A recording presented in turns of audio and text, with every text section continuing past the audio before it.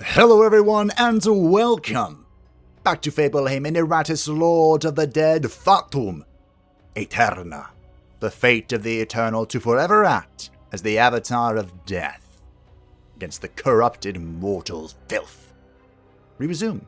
We left things off last time. A battle is before us, but you may have noticed things have changed. Last time, I ranted a little bit about how the idea of the lost soul and the skeleton were gnawing away at me. So, I've decided to create them. We did have a few brains sitting around, and I can't just let my zombie eat all of them. Thank you, Kirovets, for that joke. First things first, the lost soul. She is a bizarre character, but she is also named Chambleu, which is apparently the name of a short story from like the 30s, I think, which is sci-fi, about Mars. Did they know that back then? Anyway, Chambleu in the story, the name of the story comes from the female Focus. We'll say Focus. She's not a protagonist. Who is a very attractive woman that slowly sucks away the life force of unsuspecting prey. I was going to say men, but I would assume that if a female was enraptured with her, she would do the same. And the lost soul is a lost soul that delights in lies and betrayal. That's why she has all these different masks, like theater masks. So I thought that worked out well. Also, I was going to give her another Lovecraftian name, but we have a few many of those, so a few of those, and there are more in the wings, so, you know, I thought we would go a little creative there. But anyway, Chambleu is here. The Lost Soul is kind of a support character, and in the past, I have used her strictly as a heal bot. She is the only character in the game that can directly heal one of her friends. Downside is that when she does, the next turn she will then hit them for roughly-ish the same amount. Now, I upgraded this with Price of Glory. This increases the healing amount, but it keeps the damage amount the same, whereas the other path keeps the healing amount the same, but reduces the damage amount. You can negate this by using her ability Dubious Boon to apply 2 wards to anyone. It will give them a debuff, however. We went with the upgrade path that reduces that debuff from 20% to 10%, reduce damage for the next 2 actions. Now, fun note here, putting this on the mummy will enable Vengeance Beam, which we love, and putting this on the skeleton, good old Skeletor, who I just completely skipped his introduction. He'll get one, don't worry. Skeletor is immune to that, because skeletons are immune to debuffs. So nifty little thing there. And as you increase your attack, this was actually brought to my attention on the creations video that I did, where I kind of just mumbled about each of the creations for like 40 minutes. The more attack the Lost Soul has, the more she heals. Because it doesn't say attack to it next to it, I thought that it would not scale the heal, but it does. So if you pump attack, obviously you're going to take way more in damage if you don't have a ward up, but you'll be healed for a ton. People were saying they got the heal of like 50 or 60. Like, that's insane. Also worth noting that apparently her attack can be dodged by the ally. I've never seen it before, but I'm going to take Perfection the word takes time and proper ingredients of my lovely commenters. And I mean, it doesn't say it's not unavoidable, so that happens. She also has some stress stuff, but the weird thing about her is that she buffs her enemies. So the ability we'll primarily be using is Stream of Stream of Delusion, assuming that we, aren't buffing or healing. This hits all enemies for stress, and it will give them +2 initiative until the battle ends. We went with the upgrade path here that increased the dread damage because we want her to deal stress damage whenever she's not doing other things. She also has Misleading Beauty. This is a pretty hefty attack. It hits pretty hard. But the enemy will then deal 15% more damage till the end of battle, and the Inspire Heroics is a single target stress, which will give the target +10 accuracy until the end of battle. You might be wondering, well, why would you go ahead and give enemies buffs? Well, there are plenty of synergies that work with this. Probably the most prominent is the Dark Knight, who I originally said wouldn't be making an appearance, but I'm thinking about him now. He's in my head, and I want to see how this works out before I decide whether to build him or not, and because I'm still kind of preserving brains. But the Lost Soul can take all of these buffs that she's applied to enemies and sudden reality shatter them. And the Lost Souls allies will gain +1 damage until the battle ends for each buff or debuff removed this way. Now, because I've never pressed this button, or I forgot when I did, I don't know if this is +1 damage as an attack, or +1 damage as in both attack and dread. But we can find out together. And our other new addition, the Master of Mediocrity, the Feller of Titans, 4th of his name, Skeletor. This meme goes back a while. Now, Skeletor, I deemed him worthy of receiving our legendary armor, which gives him 14 additional stat points. And the reason is because the skeleton is a solid character. I think that it's a little bizarre to make him work, but he's solid.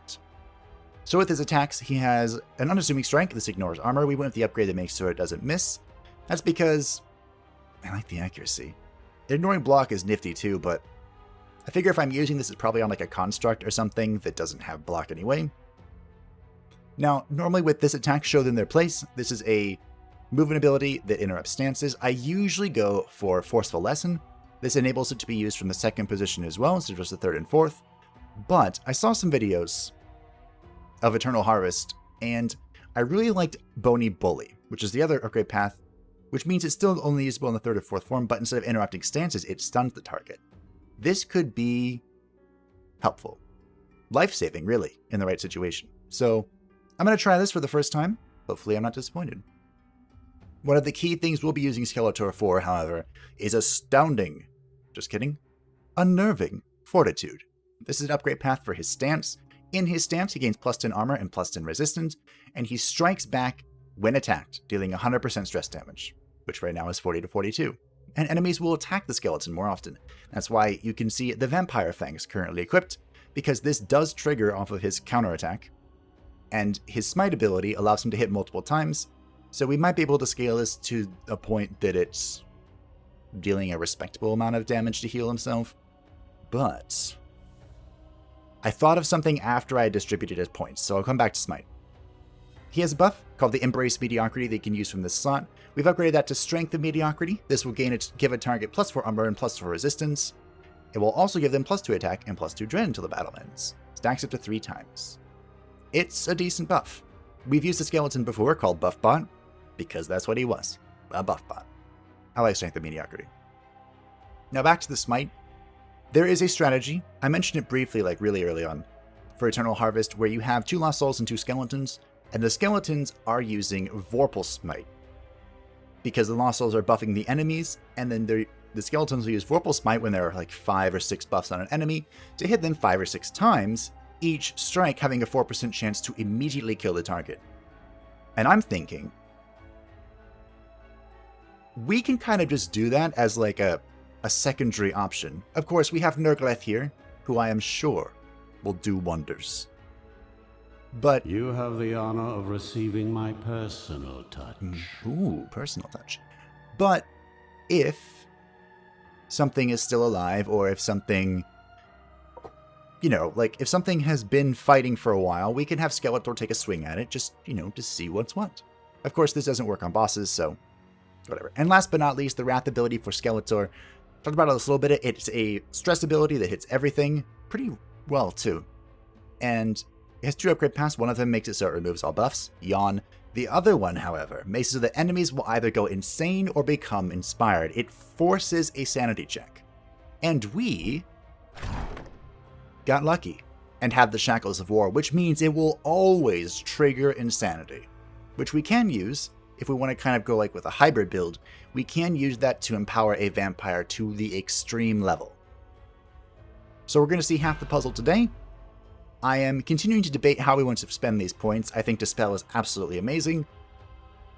Blood Curse would be nifty, because Nergleth here is our only really damage-focused character in this group composition, in this idea. So being able to Blood Curse, try and guarantee his crit hits, would be helpful. It would also weaken enemies. It's kind of like really good. 2 birds, 1 stone sort of thing. We could try and go down this tree, make our way towards Finger of Death, which I've been told will be very helpful on higher floors when the enemies have ungodly amounts of blocks and wards, because this is Eternal Harvest and the game hates you. We also do want to sometime go down Iron, pick up Infectious Lunacy. Alchemy, we still have Scalpel Artist we can pick up. We can pick up Durable Materials. We can go down this and get more luck, which will contribute to Nergaleth dealing more damage. Calcination Mastery is also an option, but I think we're going to hold on that. So much talking, so little fighting. Let's go fight something. Actually, do we have any consumables? Do I care about these? I definitely care about the Cursed Grimoire. That's happening later. That is going to be a very powerful... That's like a panic fight item.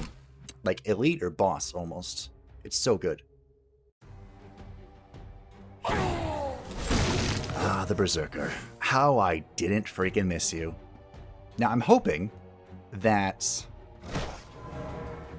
I did give Skeletor some armor. I gave him 4, so in his stance he has 14. I'm hoping that this helps mitigate some of the ridiculousness of the Elite Berserker. I also do still have the whatchamacallits equipped. The Wizard's Robes, whatever they're called.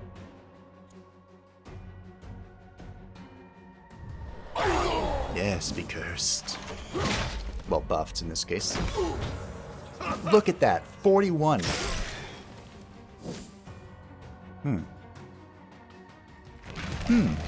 Now remember, Skeletor is immune to debuffs. It's very nifty, very powerful. It can be very convenient against certain bosses that, you know, do nothing except freaking... Yeah, sure. Against bosses... I forgot that hits the target behind it as well. But useful against bosses that do nothing but try and stun chain you. I'm thinking of a very specific dwarf. A short individual. Carve open their husks. I actually need the Lost Soul to go back so I can Pestilent Rain people. Well, he is dead. He's dead. We can banger this. Is it time for a banger? We can stun. Can't stun the Berserker, though. It's a shame. Alright, I'll banger. Oh, he didn't go insane. Oh, duh, we don't have the Creepy Clank yet. I saw the other two go insane, and I'm like, wow, we must have triggered the thing. We didn't trigger the thing. Now I can actually heal up. Will overflow. I can actually heal up Nergaleth. Well, I mean, Nergaleth can heal itself. So I don't know what I'm talking about. But I would love to move. I'm hoping this curse is enough to kill him when it triggers next turn. Hopefully. Just in case, though, Nergaleth can go ahead and have block. Just in case.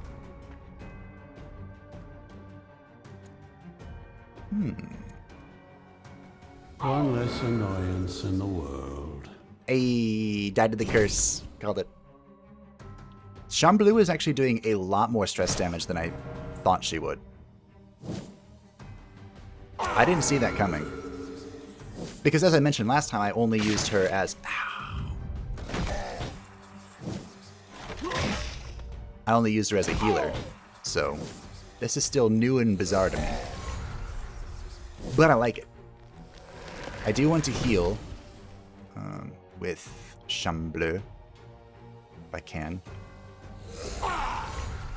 Just spread the curses. Spread the love. Love. In quotes. Love. Now, I was asking last time about some maths. And I know, maths can be a challenging topic. Oh, you're gonna get hit. Sorry, bro. And the question was, look at that. 10 resistance, chipped that down to 8 damage. The question was, how is damage received calculated? Because we have both a percentage reduction Brave are an excellent source and of like armor. fresh corpses. And I actually I received a comment for both forms, saying both forms were the way. But Solus Emsu, a commenter for quite some time, did the math, did the testing. He did the Dark God's work. And I'll talk about that next, because that's going to change some of Ossifraj's talents moving forward. Okay. Oh dear. Here your army comes upon a true bastion of Dwarven technology. A makeshift factory so massive you wonder how they even managed to carry the materials into these caverns. But such questions matter little. What matters more is to raid the structure and stop the Dwarven weapons production. The various workers seem rather ill-equipped to fight your army, so you expect an easy battle. When suddenly, one of the dwarves breaks away and runs towards a mechanism meant to trigger the alarm. Well, time to fight. Oh my. We are looking at, friends, a hammerer, an elite Dwarven warrior, an oracle, and an elite musketeer.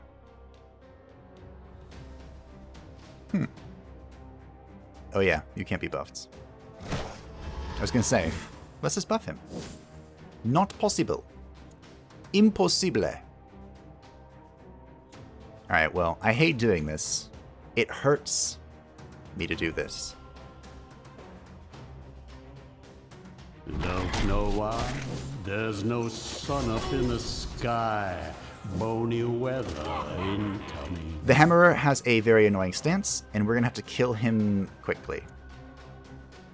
I'm actually just going to heal. I don't think I need to... With his stance, I don't think I need to mitigate it with Ward. But, on that note...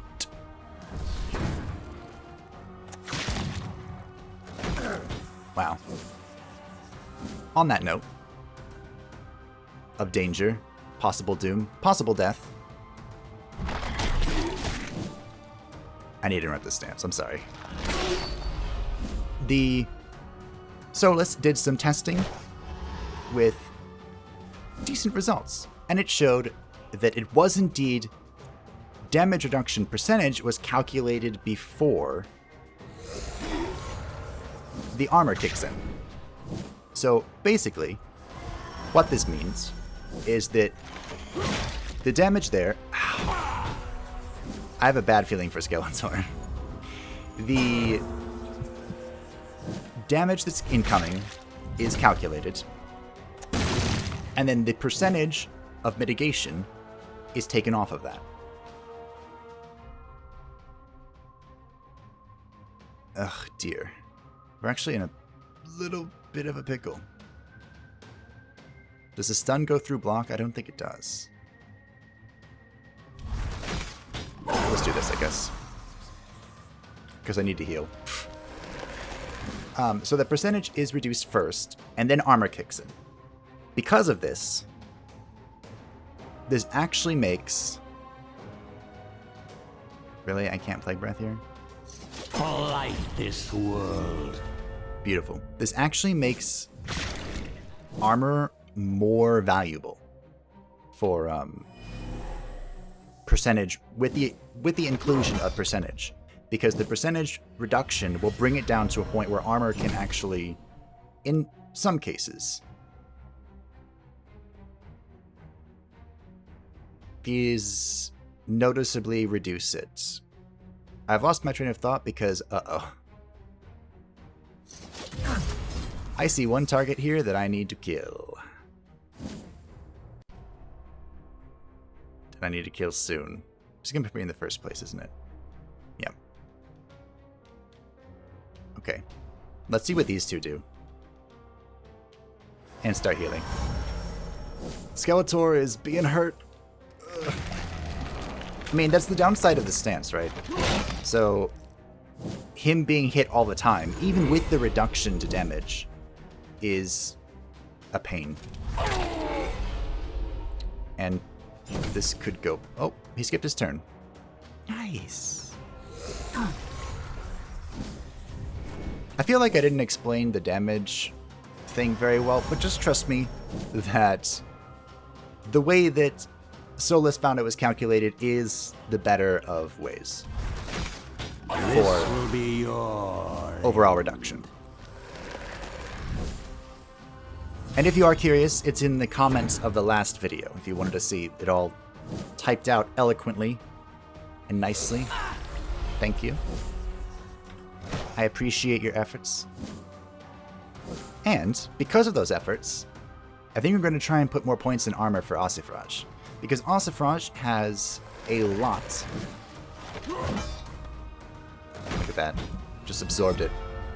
A lot of percentage damage reduction. So armor's going to help him. It's actually kind of fun. I forgot to replace. Will be mine.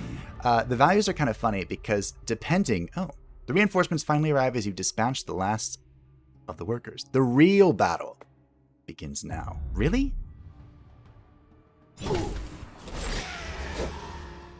Huh.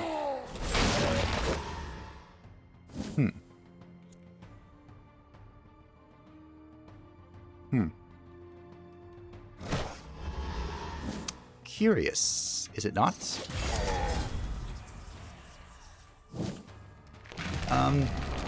Let's see how this works, shall we?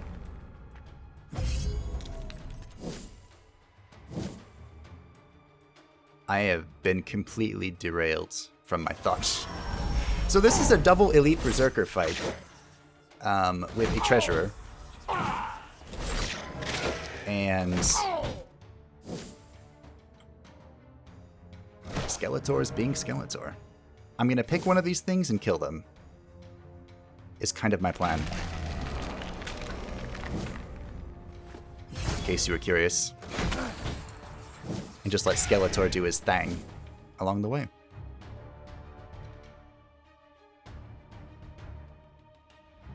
I guess I'll do this. Try and set up a heal of some kind. I'm curious if how much does this hat work? I feel like I need to curse them first. Okay. Come on, Skeletor. Uh-oh. Okay.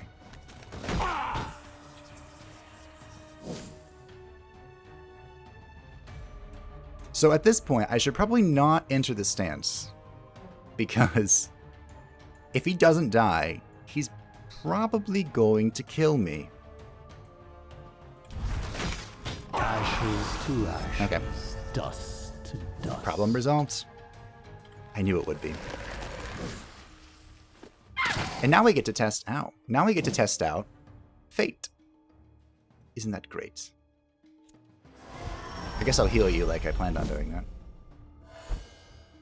Here we go. Now remember, Fate is a magic spell I picked up last time, and it will guarantee that the next attack is a critical hit coming from Nergleth. We're going to try and kill this berserker. The hand of pestilence. 37 times 4. Oh, 130, 140? That's not bad. Not bad at all. I'm beginning to see the possibility, the reality of infested hypercarry. It's a thing. It's real. Maybe we should have healed Nergleth because Skeletor can heal himself. Well.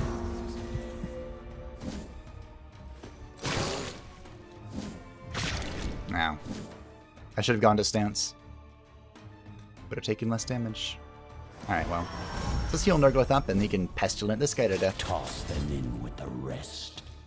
Nergleth is hitting hard. Ooh, speaking of my poor explanation of resistances.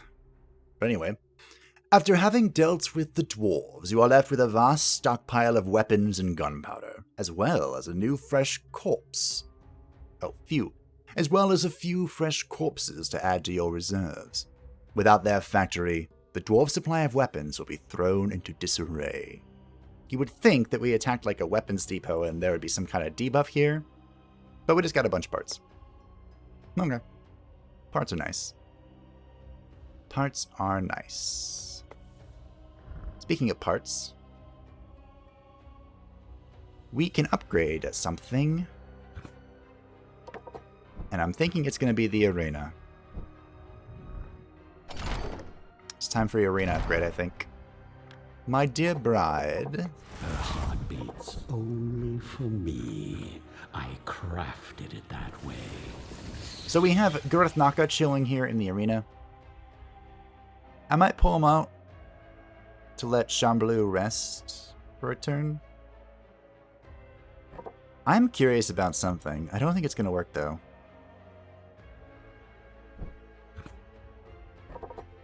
So, with Gareth Naka, we have the Ghostly Veil.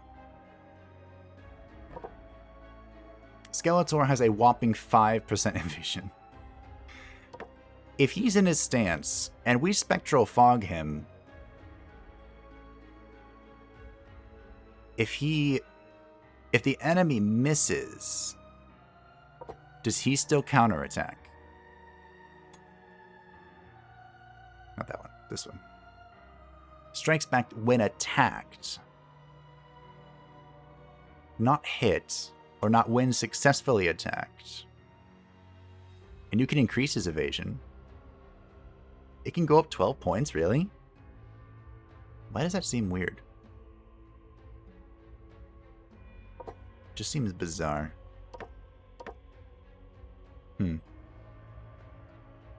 Gareth Naka's gained 4 points in the arena. Wait, at 13, aren't you supposed to get a thing too? Oh, it was 12, wasn't it? Okay. Well, I think I want to wait one more level up for you, Gareth Naka. Ossifrage has gained a rank. We can't put any more points in armor, unfortunately. Armor is pretty expensive for Ossifrage. They've actually made armor and resistance more expensive as time has gone on. Maybe because people figured out it was good. It is pretty good. I could put points in initiative, or I could hold this and then upgrade something worthwhile. That seems like the play to me. What are we doing? We are fighting a Hammerer. An Alchemist. Is that an Alchemist? I think it's the Alchemist. A Geomancer and an elite Dwarven Trader.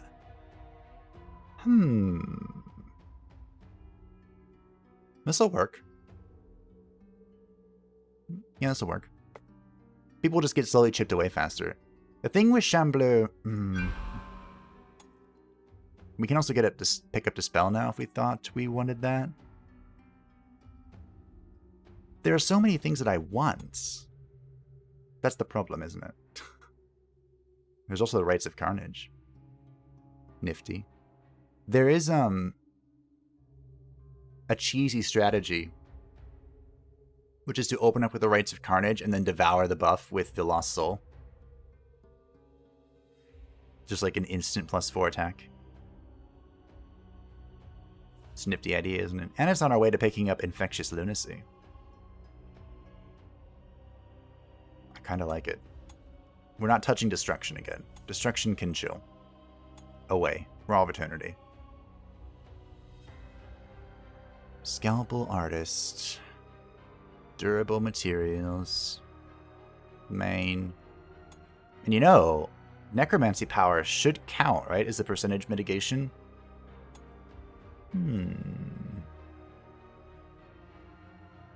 I feel like I would just be... Spells, hexes, curses, all are at my command. I feel like I'm just more secure picking up Dispel. You know? It's like... Sure. The other things are fun. But are they going to save you when you desperately need them? And the answer is usually no. The answer is that they're for doing more things. So, Don't know why? There's no sun up in the sky. Bony weather in... So we're not going to get them. Now, there is... there are a few ideas that I am quite interested in. Yes, hit him.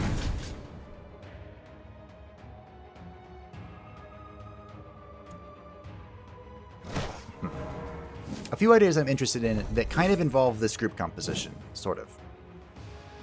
There's this one difference, and that is... Don't know why? There's no sun up in the sky. Bony weather incoming. I messed up. We needed to... Well, I needed to move so I could mutilate in the first position to interrupt this freaking stance that's gonna hurt. So now, I roll a 25er. Okay, we didn't roll a 25er. I missed. So far, everything is going poorly. If I move someone into the first slot, that's technically not moving the hammerer, right?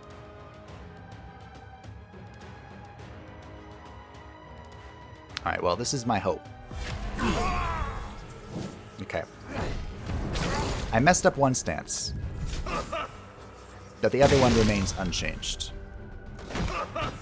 This is about to hurt. Nah, that wasn't that bad. That was nowhere near as bad as I thought it was going to be. Heal. That was okay heal. That was a bigger heal.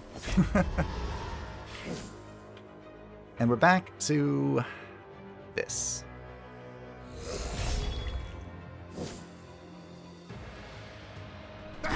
Not enough curses going around is what I'm feeling. Ow. Being born was your first mistake. Hopeless. Opposing me? Your last. Good dodge on Nurgleth.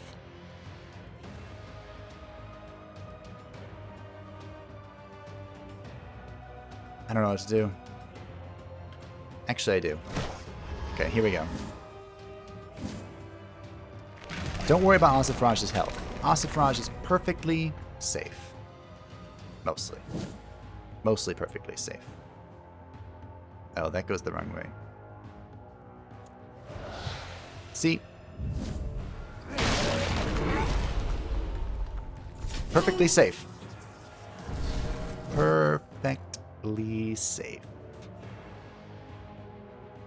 Rage release. Perfectly. We're gonna amok here. I don't really care about critting this, even though I still did.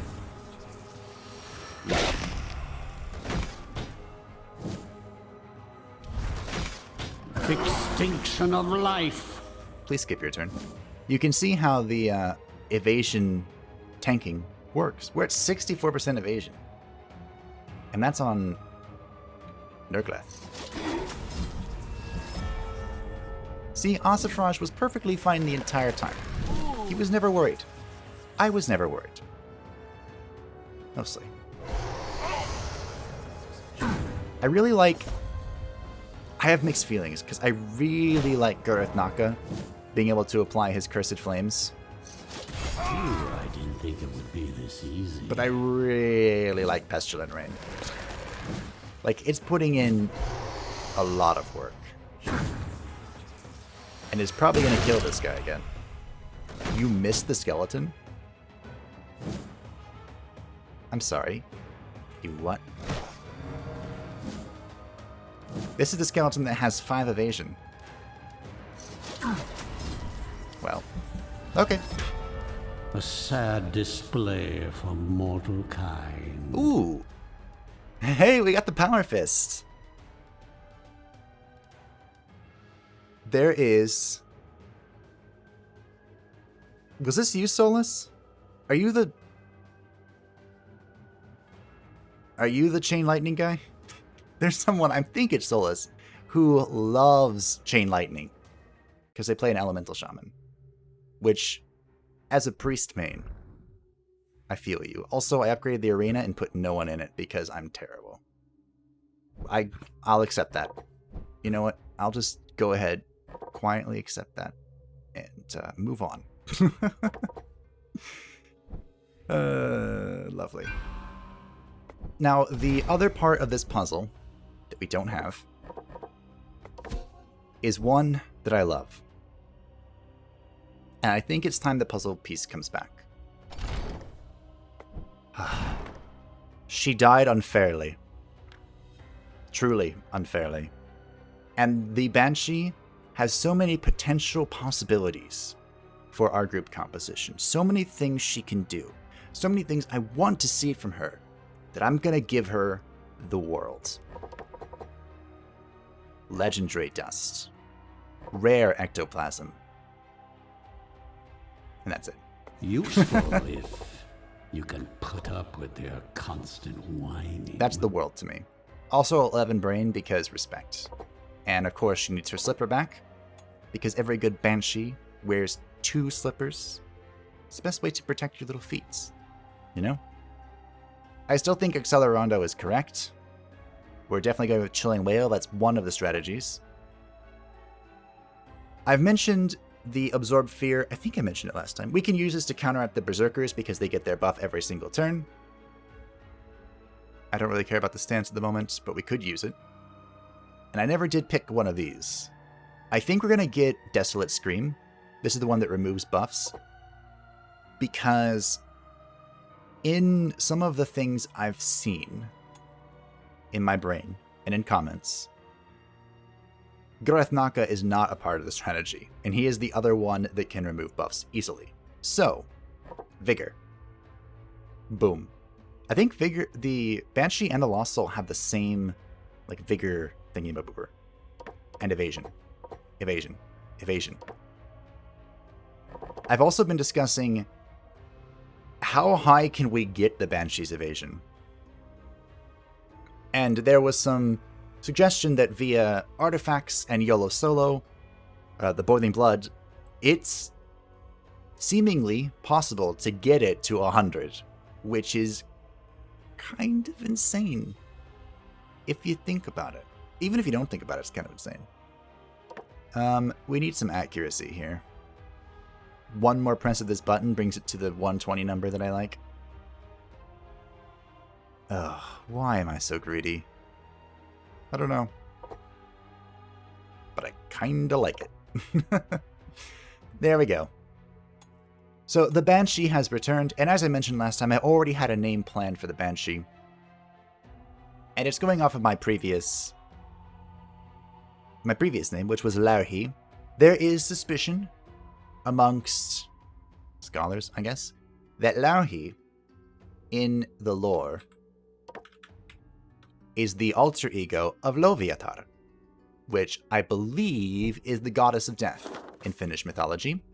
I distilled and I didn't need to. That's fine.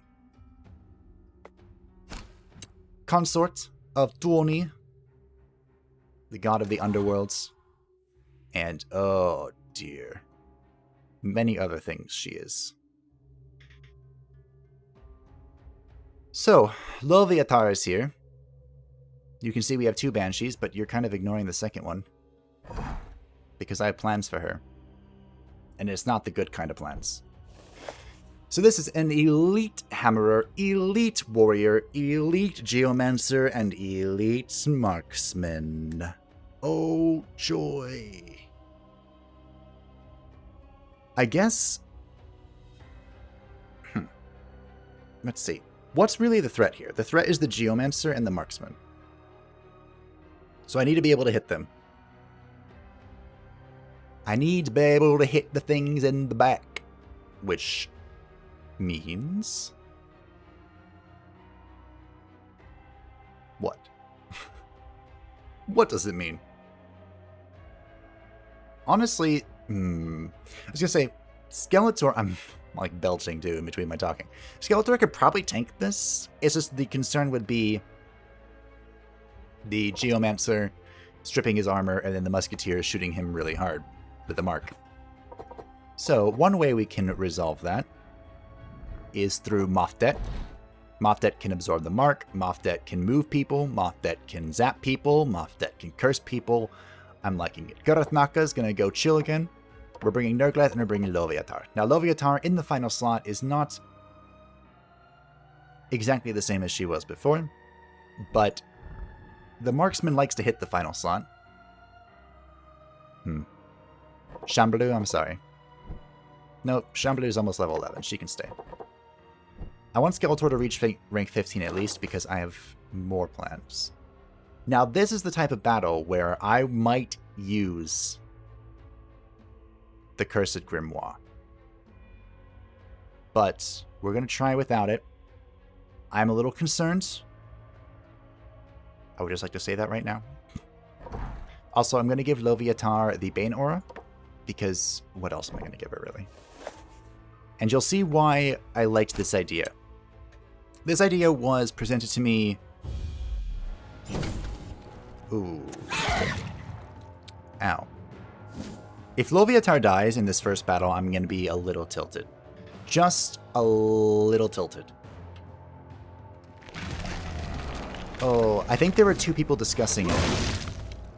Was this a discussion between Kirovets and Luis? I can't remember.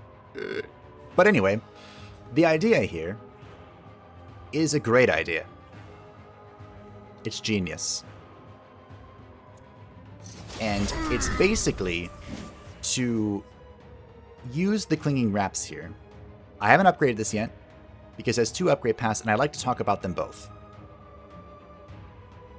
I'm gonna have to... Don't know why? There's no sun up in the sky. Bony weather incoming. This is actually very annoying. I guess I'll just start working on... Okay. I was going to start working on the warrior, but... And the idea here is Chilling Whale gives plus 20 dread. The mummy coming in here would be because of his ability to remove luck.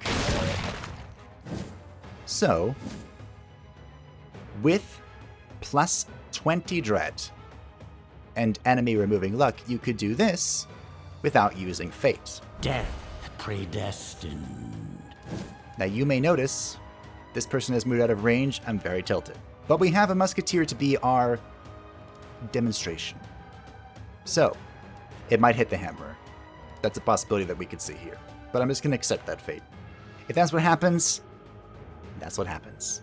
The hand of pestilence. Oh yeah.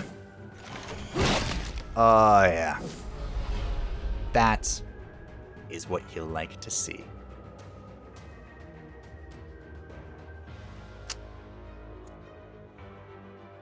Well, let's move the warrior, get him out of the way. That was not helpful. We did heal a ton through that. So I can try and protect Nerglath, or I can heal. I'll protect Nerglath. I'm not really afraid for Ossifrash. Even if... Oh, we got stunned, though. Getting stunned kind of sucks. Hey, look, we can Clinging Wraps now. I'm pretty sure no one has negative luck. Oh, you do. But I can't do anything about that. This is a ton of stress damage. Jeez. I'm not debuffed, I'm buffed, so... Let's move forward real quick. Betrayal. That mark only affects the marksman, so no big deal. Have some curses. Goodbye. I love cursing. Oh, it's so good. Like when we were doing the thing, nice 2 damage. We were doing the thing earlier with Skeletor. All I could think about was how it's not a curse. Like the direct damage was nice. Don't get me wrong. But it wasn't a curse. We proved last time how effective curses are. But to be fair, being able to deal just this obscene amount of damage out of nowhere is pretty nifty. I do like it a lot. I really like the idea of this hyper carry crit god that is Nergaleth. I'm liking that. I'm liking that a lot. 81 damage. What is this world we live in? Okay. Well, I'd actually planned to talk about this earlier, but it's, you know, sappy. And so I really just got distracted in what I was doing, which is how I kind of record. I record by sitting down. I have like these ideas and slash goals in my mind for what I want to happen, right? Like I wanted to introduce Skeletor, I wanted to introduce Chambleu, I wanted to talk about all this stuff.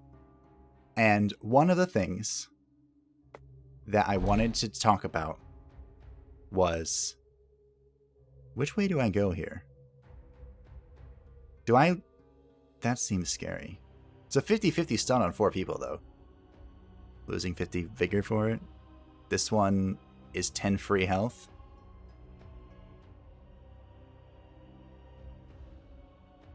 I like the health.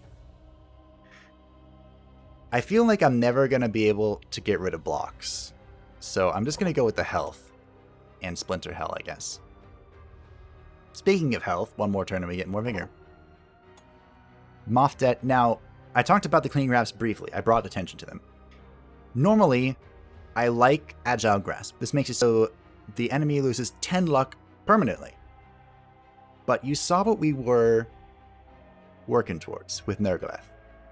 If we want to go down that hyper carry route, Savage Wraps, I was recommended, would be better.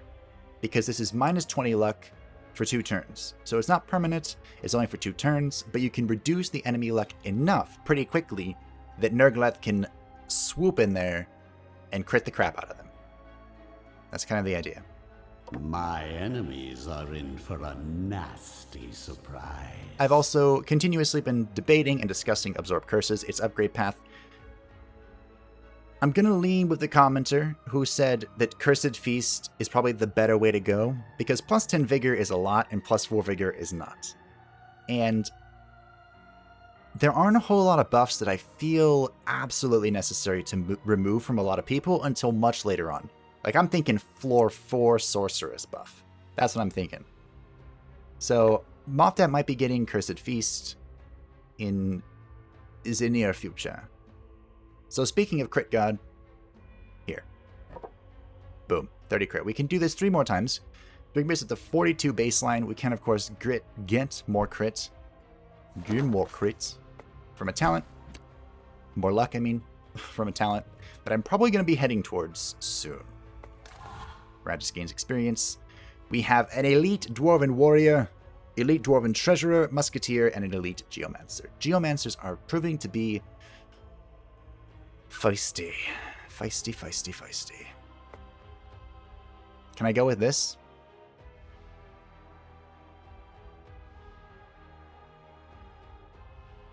I don't know, actually. So we have 2 talent points. We could... there are so many things we could do. Again.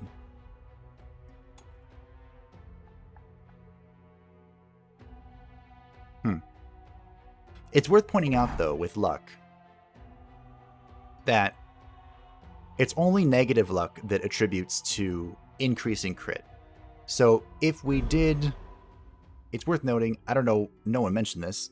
I just kind of thought of it. If we did go with Rites of Carnage and we gave luck to enemies, that wouldn't, like, lower Nergaleth's chance of critting them or anything. It would just increase Nergaleth's chance of critting and increase the enemy's chance of critting. So that's worth noting.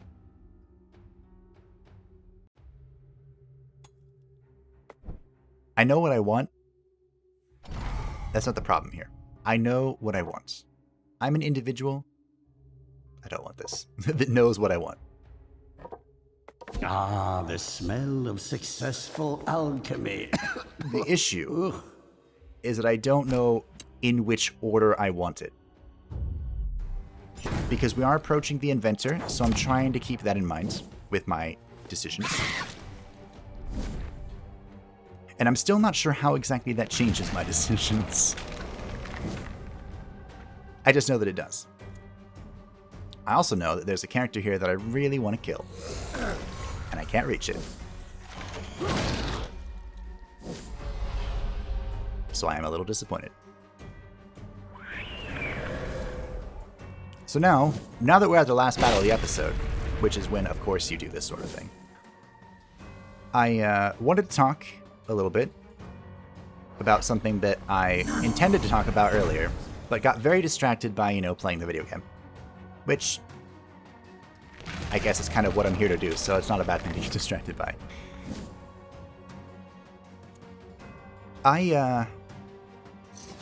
When I started Fableheim, a long time ago, I was very interested in sharing a story. That's kind of where the name comes from, in case you're curious. Fable, of course, being a story, and then Heim being anglicized version of Old Norse, Heimr, which was homeland, or home of, or something. However you wish to translate it. And... ooh, we have a debuff. And... I wasn't interested in much else, such as like what a lot of people talk about, which is building a community. And part of that's because I'm introverted. I meant no offense to anyone with, you know, that lack of desire. I want a vengeance beam, I really do, but I need a heal. See, that would have been a huge heal. That would have been 40. And something my friend, my real-life best friend that's really spurred me on to make the channel, Savor these last has noted, few heartbeats. is that the people that leave comments are very nice. And if you've been out on the internet for like longer than 10 minutes, you would have known that's not always true. And I was thinking earlier, after I got a not so nice comment on a very old video, which is whatever, he was wrong.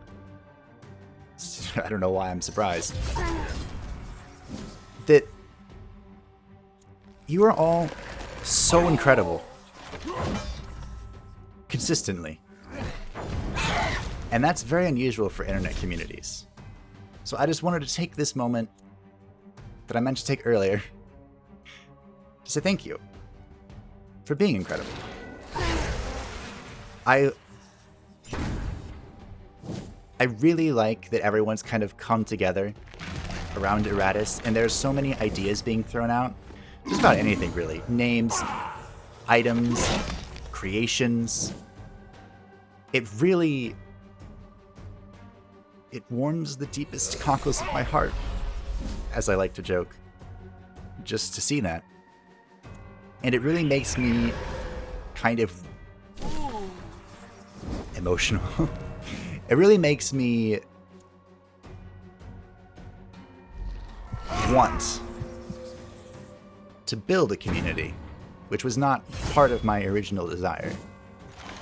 And so, thank you all for being awesome.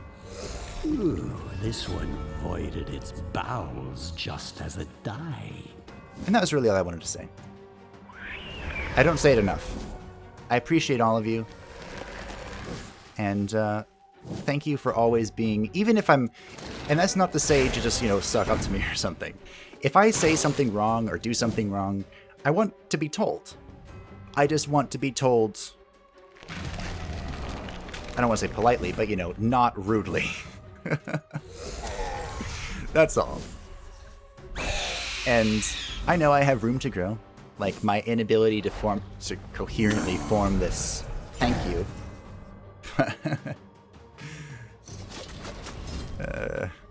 But, you know, thank you all. Outcome. And Mothdead is here solely because of all of you. I don't hate the mummy, but there's still room for the mummy to grow on me, I'll leave it that way. Now, as for what we're going to do with Loviatar, we can... It's actually interesting. We can go with Absorb Wrath, which is basically we restore sanity and gain wrath equal to 25% of that, which could endlessly fund Howl. That was another comment left. Unfortunately, I've completely forgotten who left it, but thank you, as I was discussing commenters in community. But I think we're going to go the other way, where we can absorb terror and we can use this to farm mana. Serve me well, my minion. Out of people. And of course negate the Berserker's buffs if we feel like a Berserker is terrifying. Which I feel like I feel quite frequently. Feel like I feel. Yes, that was a sensical string of words. It really was. Cultists. Okay, there's an item here that I want. There are 2 items here that I want. So what I'm thinking, for an evasion build, I think you want double Wraith. I think that's the way you want to work it. Because Wraiths are more reliable than the Banshee. You saw what happens when the Banshee doesn't evade. She just gets chunked. If a Wraith doesn't evade, the block and ward kick in. And of course the Wraith can refresh his block and ward using survival. And because you have 2 up in front, they can constantly shift back and forth. And they can also go ahead and use Spectral Fog or Ectoplasmic Cloud, whatever upgrade you take, to kind of keep themselves in a perpetual state of evasiveness. So I think it's double Wraith, which would mean we want another Phantom Clothes. Or, and I talked about this briefly with the Skeleton, Vampire. Now, the Vampire hasn't made a whole lot of appearances in the channel. She's made a few. There's plenty of food for you, provided you can tolerate their mortal stench.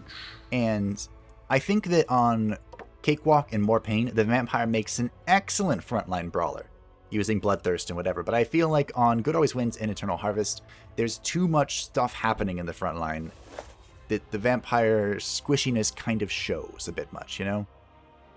But as we approach this cultist, these are the consumables that are offered to us. Junk. We have the Tear of Blood for the Vampire. The Vampire's trait is that whenever an enemy flees or becomes insane, she gains +6 attack. +6 attack. I was going to say and dread, but I'm pretty sure it's just attack. The unique item for her would make it so that the Vampire also receives +6 accuracy, +6 evasion, and +6 luck. With the skeletons, with the Shackles of War that we have, and the Skeleton's Creepy Clank upgrade for his ultimate ability, this makes it so that as long as the wards are out of the picture, the Skeleton can force a sanity check like turn 1 or 2, and the Vampire can instantly gain +24 attack, +24 accuracy, +20 evasion, and +24 luck. That is pretty insane. I've never actually had it work, so I'm very dying of curiosity, really. Okay, good. Glad we had the discussion. I'm even going to give it to her to guarantee you're going to stay alive. I don't know what I'm going to do with you. I don't know where you're going to go, but this is something we have in our back pocket to pull out when we're feeling cheeky or explorative or any number of adjectives that lead to potential thought. I also, this episode, which I didn't reach and I didn't talk about, I wanted to get to this sacrificial altar so we could sacrifice something so that I can continue testing, because me and Solus MCU are also testing what, like a list, trying to compile a list of some kind for altar rewards, because the wiki is either out of date or incorrect or both. And yeah, it's good to know what you can sacrifice to get stuff, because I kind of just skip this. Solus was the one that told me earlier that the Dark Knight gives the experience gain item for Iratus. It was correct. It was awesome. They were incorrect about the Bride's reward, but that's okay, because we got used to the Skull Torch anyway, and that was kind of what sparked our curiosity as to what is the actual list for stuff and things. So that'll happen next time. Sorry I didn't get to it today, but we are approaching an hour, so I'm going to call it here. Thank you all for watching. I hope that you enjoyed. And just to reiterate my semi-coherent line earlier, thank you for being awesome. Thank you for being you. Thank you for being here. Keep your comments coming. I love to read them. They make my day, even though YouTube is being dumb and not telling me that they happen sometimes. It's frustrating. But anyway, I'll see you in the next one where we approach the Inventor. We probably won't fight him next time, but we will approach him and stare menacingly at the door to the mercenary barracks. Bye-bye.